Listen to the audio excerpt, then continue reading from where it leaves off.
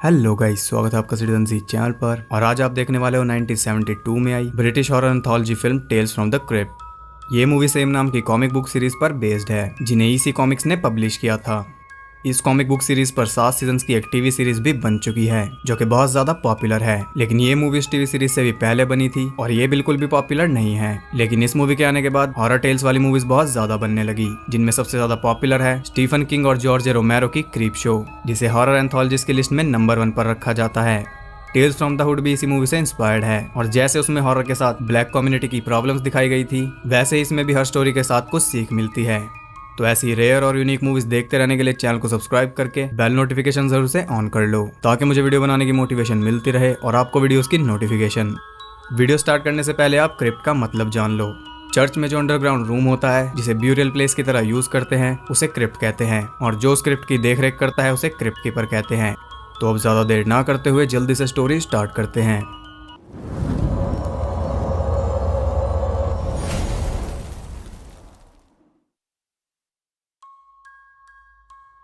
Movie के start में हम देखते हैं कुछ टूरिस्ट को, जो कि क्रिप्ट का टूर करने आए थे। 5 स्ट्रेंजर्स मेन ग्रुप से अलग हो जाते हैं और एक रूम में पहुंच जाते हैं। जैसे ही वो उस रूम में एंटर करते हैं, उस रूम का दरवाजा अपने आप बंद हो जाता है। वहाँ उन्हें एक क्रिप्ट कीपर मिलता है। वो सब उसे दरवाजा खोलने के लिए कहते हैं, लेकिन वो उन सबको वहाँ बैठा लेता है। वो उनसे क्रिप्ट टूर पर आने का रीजन पूछता है, और सबके रीजंस अलग अलग थे। वो क्रिप्ट कीपर उन सबका फ्यूचर प्रेडिक्ट करता है। वो उन्हें बताता है कि फ्यूचर में उनकी डेथ कैसे हो सकती है। सबसे पहले बारी आती है जोएना की। अब हमें जोएना की डेथ स्टोरी दिखाई जाएगी, जिसका नाम है and All Through the house. Christmas के दिन जोएना का हस्बैंड रिचर्ड उसके लिए एक प्रेजेंट लाता है और क्रिसमस ट्री के नीचे रख देता है। इसके बाद वो आराम से बैठकर न्यूज़पेपर पढ़ रहा था, तभी जोएन एक फायर पोकर से उसका सर फोड़कर उसे मार देती है। वो उसकी जेब से चाबी निकालती है, जो कि एक तिजोरी की थी, जिसमें उनके सारे प्रॉपर्टी पेपर्स और कैश पड़ा था। वो पेपर्स देख रही थी, तभी उसे ऊपर से उसकी बेटी कैरल आवाज लगाती है। वो कैरल के रूम में जाती है और उसे सुलाकर वो जल्दी से नीचे आती है रिचर्ड की बॉडी को ठिकाने लगाने के लिए। लेकिन उससे पहले वो रिचर्ड का गिफ्ट खोलती है और उसमें एक ब्राउच था। वो उसकी बॉडी को ठिकाने लगाने लगती है, तभी रेडियो पर एक अनाउंसमेंट होती है। उसमें बताया जाता है कि एक साइको किलर हॉस्पिटल से भाग चुका है और वो सेंटा क्लॉज की तरह ड्रेस्ड है। ये सुनते ही जोएना जल्दी से अपने घर का डोर लॉक कर लेती है, और तभी वो मेनियक उसके दरवाजे पर पहुंच जाता है। जोएना पुलिस को कॉल मिलाने लगती है, तभी उसकी नजर पड़ती है रिचर्ड की बॉडी पर, और वो फोन रख देती है। घर के इकलौते आदमी को उसने मार दिया था और पुलिस को वो बुला नहीं सकती थी। अब वो और उसकी बेटी बहुत बड़े खतरे में थे, लेकिन उस मेनियक से डरने के बजाय उसके दिमाग में एक आइडिया आता है। वो जल्दी से सारे खिड़की दरवाजे बंद कर देती है। इसके बाद वो रिचर्ड की बॉडी को ले जाकर बेसमेंट में फेंक देती है और खून इकट्ठा करके उसके सर पर डालती है, ताकि ऐसा लगे कि रिचर्ड को उस मेनियक ने मारा है। वो सारे खून के निशान भी मिटा देती है और घर को बिल्कुल ऐसा बना देती है जैसे कुछ हुआ ही नहीं। मेनियक उसे नुकसान तो क्या पहुंचाता, उल्टा उसने ही मेनियक के नाम पे एक मर्डर डाल दिया। अपनी चालाकी से वो बहुत खुश हो रही थी, और सब कुछ अच्छी तरह सेटअप करने के बाद वो पुलिस को कॉल मिलाती है। तभी उसकी नजर पड़ती है घर की चाबियों पर, जिन्हें वहां नहीं होना चाहिए था। वो ऊपर देखती है तो उसे कैरल के रूम का डोर खुला मिलता है। इस सब के बीच वो कैरल को तो भूल ही गई थी। वो जल्दी से उसके रूम में जाती है, लेकिन कैरल उसे वहां नहीं मिलती। तब उसे सब कुछ समझ आता है। वो वापस नीचे जाती है और कैरल उसे नीचे ही मिलती है, जो कहती है कि सेंटा आ गए हैं और मैंने उन्हें अंदर बुला लिया है। अब यहाँ जोएन की सांसें रुक जाती हैं। वो मेनियक उसकी तरफ बढ़ने लगता है।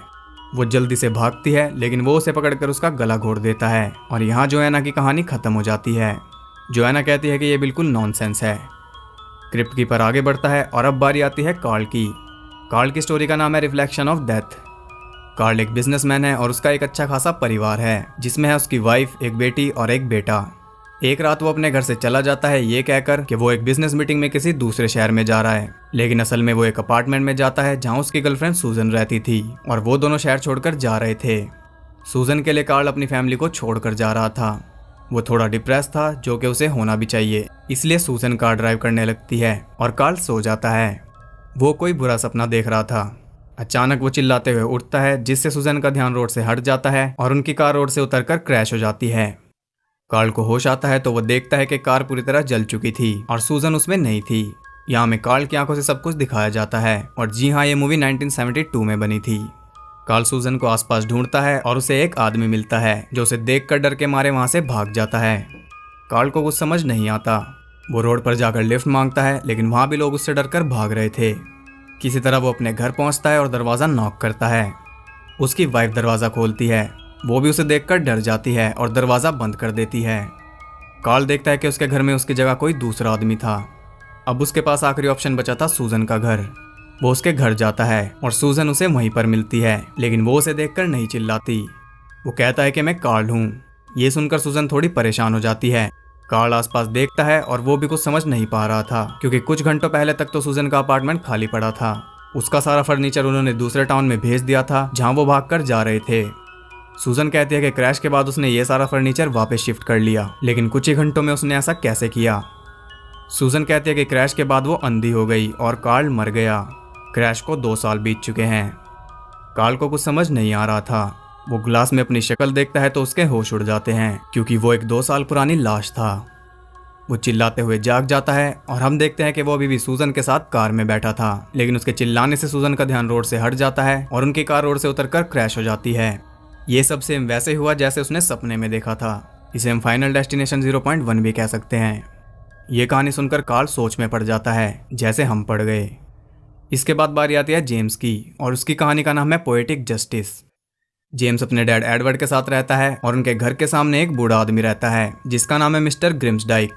उसके ना तो बच्चे हैं और वाइफ की भी डेथ हो चुकी है, इसलिए अपना अकेलापन दूर करने के लिए उसने कई सारे डॉग्स पाल रखे हैं और वो आस पड़ोस के बच्चों को खिलौने देता रहता है, जिन्हें वो स्क्रैप से बनाता है। बच्चे उसे बहुत पसंद करते हैं, लेकिन जेम्स को वो बिल्कुल भी पसंद नहीं है। उसके हिसाब से वो उनके नेबरहुड में कचरे के बराबर है। जेम्स डिसाइड करता है कि वो मिस्टर ग्रिम्सडाइक को अपने एरिया से निकालेगा। इसके लिए उसके पास एक प्लान था। वो रात को अपने पड़ोसी मिस्टर बेकर के गार्डन में जाता है और सारे रोज प्लांट्स को बर्बाद कर देता है। अगली सुबह मिस्टर बेकर अपने गार्डन का ये हाल देखकर सोचता है कि ये मिस्टर ग्रिम्सडाइक के डॉग्स का काम है। वो पुलिस को कंप्लेंट करता है और पुलिस उसके सारे डॉग्स को ले जाती है और वो कुछ नहीं कर पाता। अब वो बिल्कुल अकेला पड़ चुका था। आखिर में थक हार कर उसके पास एक ही रास्ता बचता है। वो वीजी बोर्ड की मदद से अपनी डेड वाइफ से बात करने की कोशिश करता है। उसकी वाइफ उसे बताती है कि वो खतरे में है। वो समझ नहीं पाता कि उसे ये खतरा किससे है, लेकिन हमें अच्छी तरह पता है। जेम्स काउंसिलमैन से कहकर मिस्टर ग्रिम्सडाइक की पेंशन भी कटवा देता है और अब उसके पास कोई अर्निंग सोर्स भी नहीं था। इस सब से जेम्स बहुत खुश था और हर एक स्टेप के साथ उसका प्लान सक्सेस होता जा रहा था। मिस्टर ग्रिम्सडाइक डिनर कर रहे थे, तभी उनका एक डॉग जेमी किसी तरह भागकर वापस उनके पास आ जाता है। जेमी को देखकर वो बहुत खुश थे, लेकिन ये खुशी ज्यादा देर तक नहीं रहने वाली थी, क्योंकि जेम्स उनके खिलाफ एक कैंपेन चला चुका था और पूरे नेबरहुड को अपने घर पर इनवाइट करके उसने सबको ये कह दिया कि अपने बच्चों को मिस्टर ग्रिम्सडाइक से दूर रखो, क्या पता वो घर में उनके साथ क्या करता है। उसने सीधा सीधा मिस्टर ग्रिम्सडाइक को एक चाइल्ड मोलेस्टर बना दिया। सभी पेरेंट्स अपने बच्चों को उसके घर जाने से मना कर देते हैं। अब मिस्टर ग्रिम्सडाइक को समझ नहीं आ रहा था कि उनसे अचानक क्या गलती हुई कि पूरा नेबरहुड जो कि पहले इतना काइंड था, अब उन्हें पूरी तरह बॉयकॉट कर रहा था। फिर भी वो हिम्मत हारने के लिए तैयार नहीं थे और उनकी हिम्मत तोड़ने के लिए जेम्स के पास एक परफेक्ट प्लान था, जिसके बाद ग्रिम्सडाइक चाहकर भी वहां नहीं रह पाएंगे।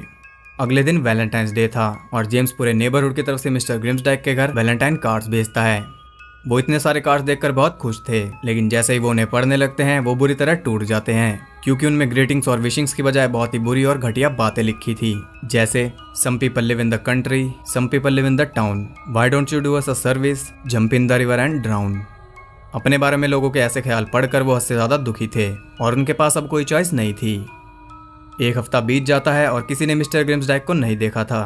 उनका कुत्ता जेमी रोज रोता रहता था। आखिरकार जेम्स और एडवर्ड उसके घर में चेक करने जाते हैं और घर में जाते ही उनकी आंखें खुल जाती हैं, क्योंकि वो सोचते थे कि ग्रिम्सडाइक गंद में रहता है, लेकिन उसका घर बिल्कुल साफ सुथरा पड़ा था। वो उसका टॉय रूम खोलते हैं और उसमें उन्हें वो फांसी से लटके हुए मिलते हैं। वो उनका फ्यूनरल करते हैं और फ्यूनरल का पूरा खर्चा एडवर्ड ने ही दिया था, जिस वजह से पूरा नेबरहुड उसे और ज्यादा पसंद करने लगा था। कितना भला आदमी है। ऐसे ही टाइम बीत जाता है और फिर से वैलेंटाइंस डे आ जाता है, जिस दिन मिस्टर ग्रिम्सडाइक मरा था, और उसी दिन वो दोबारा जिंदा हो जाता है। वो अपनी कब्र से निकलकर जेम्स के घर आता है और उसका चेहरा देखकर जेम्स के होश उड़ जाते हैं। सुबह एडवर्ड नीचे आता है और वो देखता है कि जेम्स मरा पड़ा था। उसके पास एक पेपर पर उसी के खून से एक वैलेंटाइंस ग्रीटिंग लिखा था, you were mean and cruel right from the start, now you really have no heart.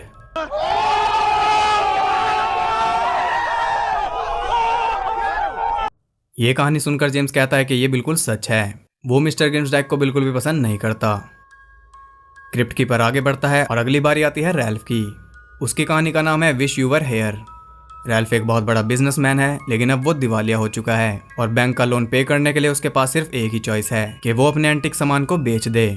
वो एक कलेक्टर है और कई सालों से उसने कई सारी महंगी चीजें कलेक्ट कर रखी हैं। वो अपनी कलेक्शन को इकट्ठा कर रहा था, तभी उसकी वाइफ इनिड की नजर एक चाइनीज स्टैचू पर पड़ती है और वो पहली बार नोटिस करती है कि उसके नीचे कुछ लिखा था। उस पे लिखा था कि वो अपने हर ओनर की 3 विशेष पूरी करता है, लेकिन उन विशेष का सोच समझ कर यूज करना चाहिए। और लास्ट वाली लाइन को वो नहीं पढ़ पाते क्योंकि वो विजिबल नहीं थी। ये पढ़ते ही इनिड जरा भी वेट नहीं करती और उसे ट्राई करती है। वो lots and lots of money मांगती है। तभी रैल्फ को उसके लॉयर चार्ल्स का फोन आता है। उसे पैसों की कुछ बात करनी थी। वो उसे अपने ऑफिस में बुलाता है और रैल्फ जल्दी से वहां से निकल जाता है। वो सोच रहा था कि इनिड की विश पूरी हो गई है। वो फुल स्पीड से ऑफिस की तरफ बढ़ रहा था, लेकिन कोई उसका पीछा भी कर रहा था। रैल्फ भी उसे नोटिस कर लेता है और ये कौन है ये आपको आगे पता चलेगा।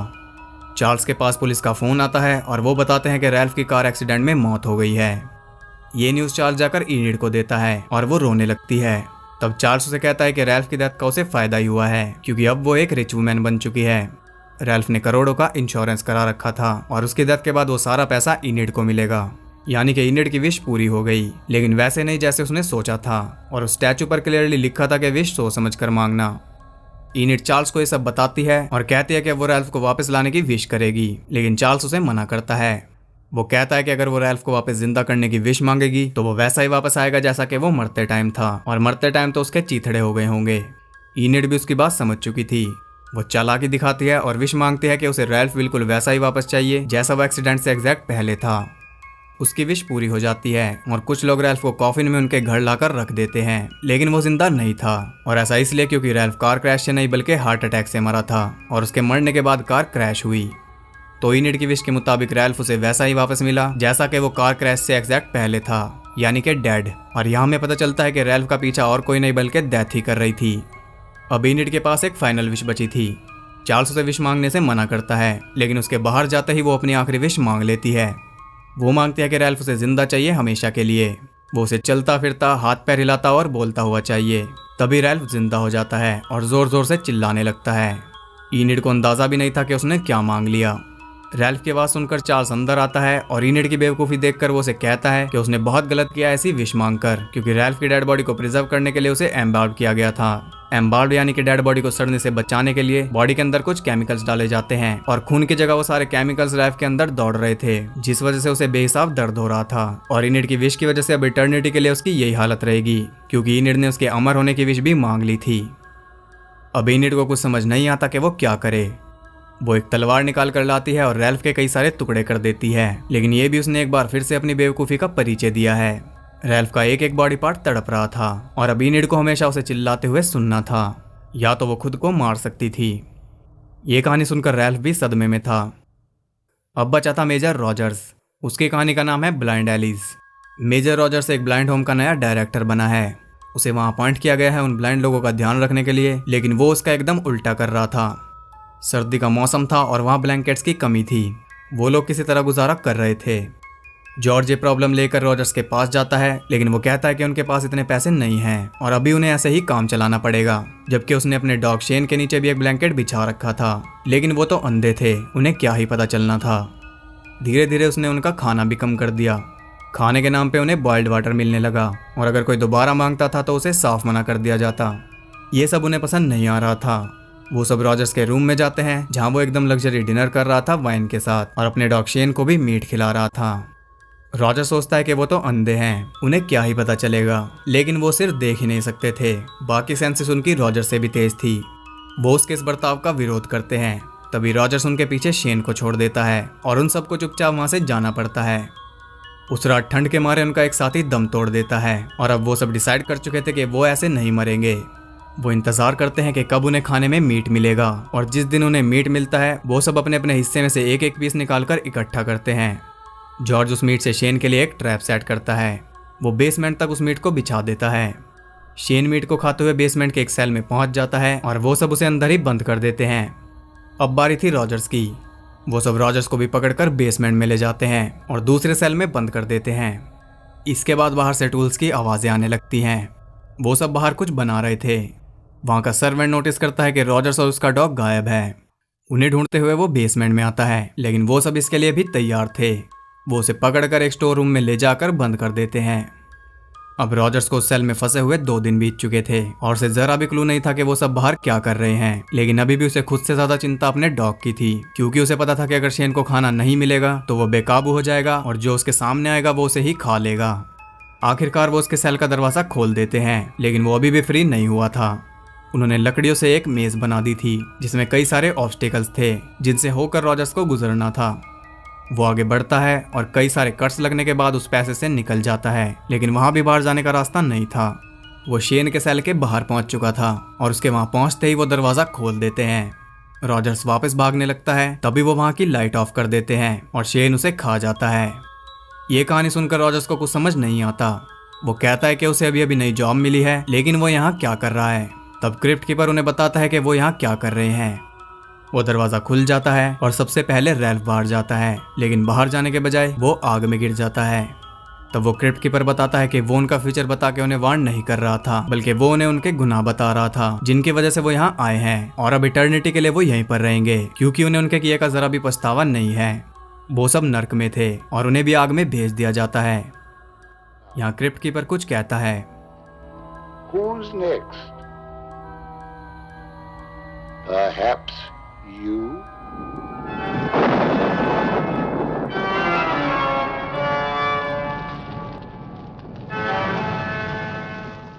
तो मूवी में हमें कई सारे क्लूज दिए गए जिनसे हम पता लगा सकते थे कि यहाँ फ्यूचर की नहीं बल्कि पास्ट की बात चल रही है, जैसे कि जोएना का ब्राउश जो कि उसके हस्बैंड ने उसे गिफ्ट किया था।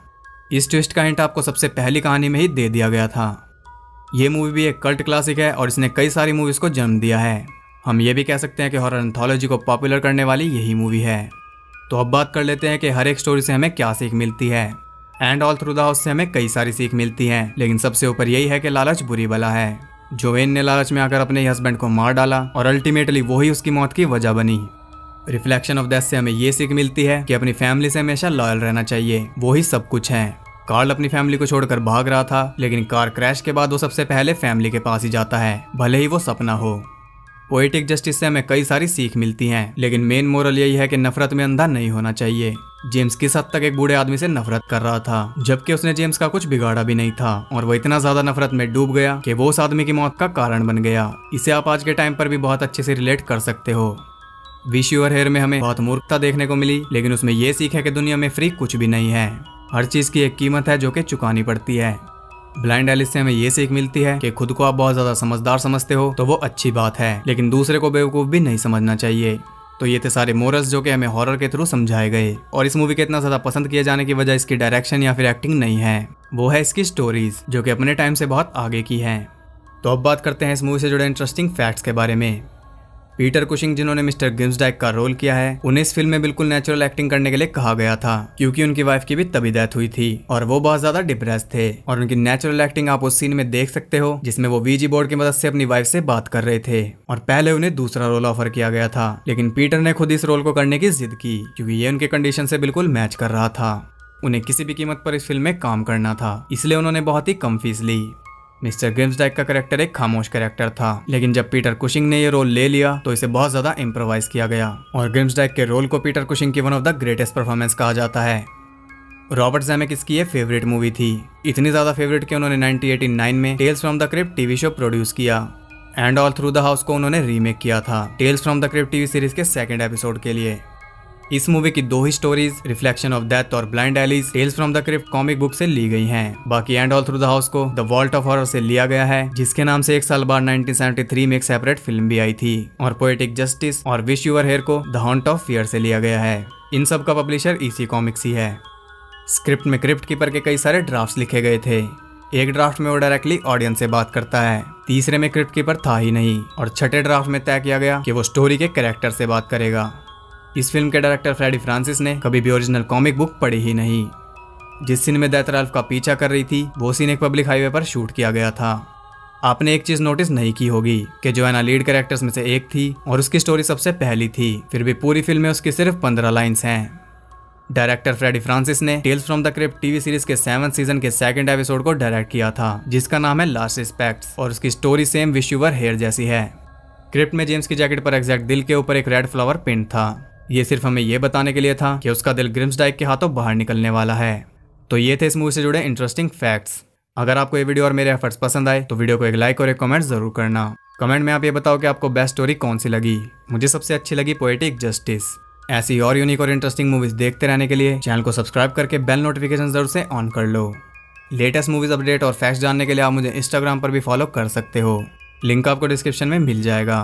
तो मैं मिलता हूँ आपसे अगली वीडियो में, तब तक के लिए सबको बाय।